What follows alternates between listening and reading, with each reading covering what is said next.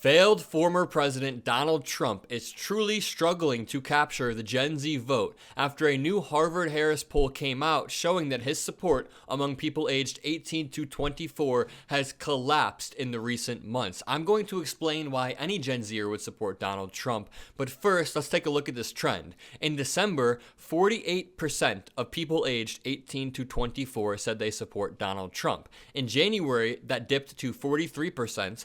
In February, we saw 55% of Gen Zers say they would support Donald Trump, but now, in the latest March poll, only 35% of people said they would support Trump, which tracks on to the support he got last election among Gen Z, but it's still scary. 35% is still way too high of a number, so why do people support a failed former president who is a proven insurrectionist and who tried to subvert the will of the American people? Well, let's figure it out. So there are a few reasons why someone my age would be misled into supporting Donald Trump, and I'll cover all of them, plus I'll play some clips of me talking to Gen Zers, but I think the simplest answer is just indoctrination. People grow up with their parents who impose their views on their children, and they don't realize until they enter the world for themselves that they were misled, that our system is not as fine as their parents said.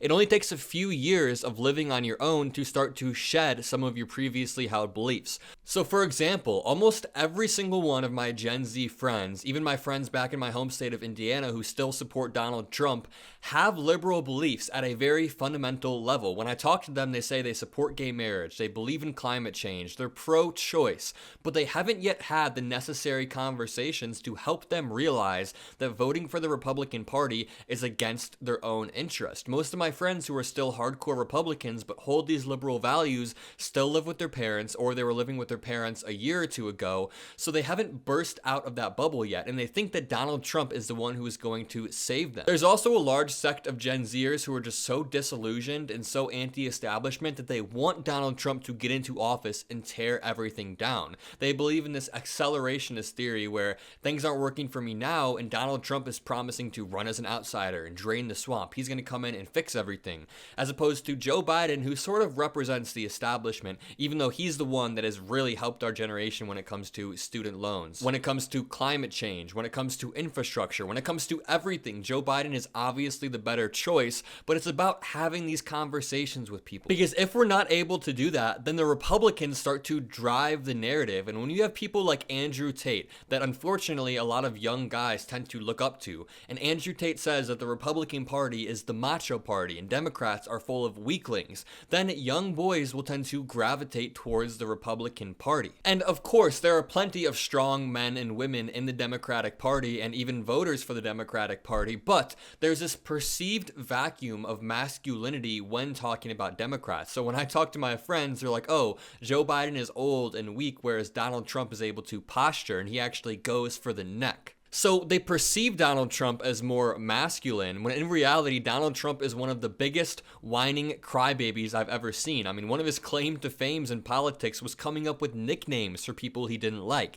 He isolates himself from people that would be allies, which is what made him the least effective president we have ever had, or at least in my lifetime. Beyond that, some Gen Zers have just gotten swept up by this Christian nationalist movement. Watch this clip of me talking to someone who's roughly my age, and look at the disgusting remarks that he says. I want to ask you, what issues are at the top of your mind heading into this election? Immigration, 100%. And what do you want to see Donald Trump do on day one to remedy the immigration problem? I want him to become a day one dictator and kick all the illegals out.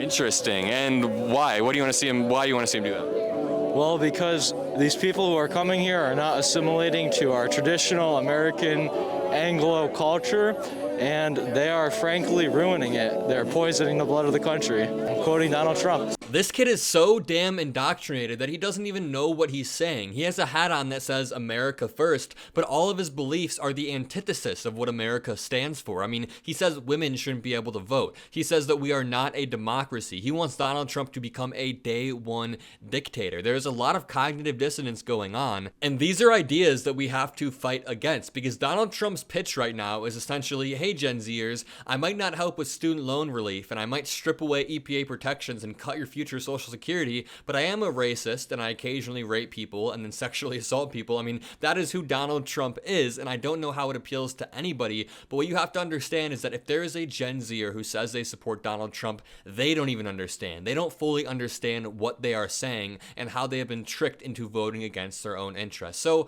some level of empathy does need to be applied, not to that dude right there in the America First hat. He is obviously disgusting, but when I think of some of my friends back at home who hold these liberal beliefs yet still vote for Donald Trump because that's how their parents vote, then I start to feel bad. Friend of the show and Gen Z activist Santiago Mayer was arguing with an anti-Biden troll on Twitter who claimed that Biden has gotten nothing done. And Santiago's response was, Biden signed the biggest climate investment, has forgiven over $130 billion in student loans, signed the first gun violence prevention bill in 30 years, created an American Climate Corps, passed a massive infrastructure bill, and rescued the American economy. But sure, nothing, which is very true, but I'm not sure the average voter knows these things, especially Gen Z voters who only tangentially pay attention to politics and honestly derive most of their views from just vague catchphrases they've heard their parents say without actually understanding what is at stake this election. So I think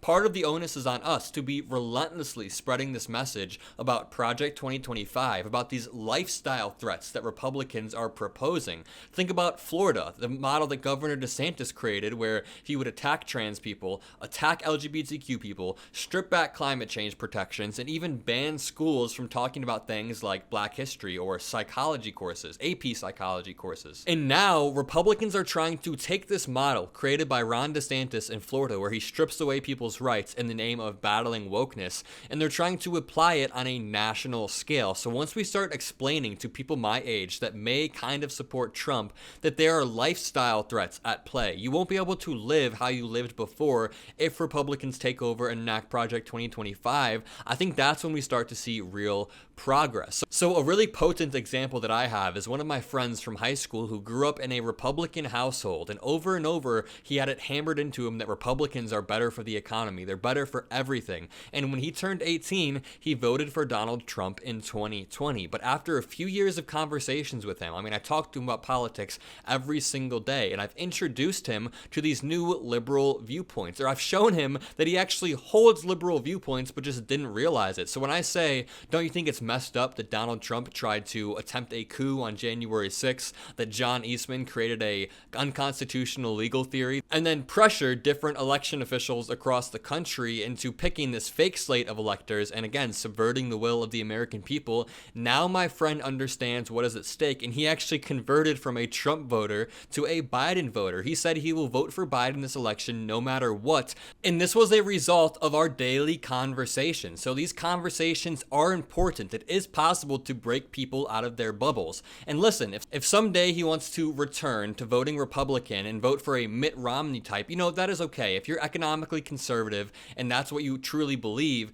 that is very different than supporting this radical MAGA movement who wants to strip away our rights and stop our democracy from functioning. And I think either way, Gen Z will be a force to be reckoned with this election cycle. I mean, I'm spending all of my time trying to mobilize people my age, and I know a lot of other like-minded people that are doing the same, but it will take some deprogramming. It will take a lot of selling on Biden's agenda, but it's just work. It needs to get done, and we will do it. My name is Mockler. If you liked the video, make sure to leave a like, comment a blue heart, and most importantly, have a great day.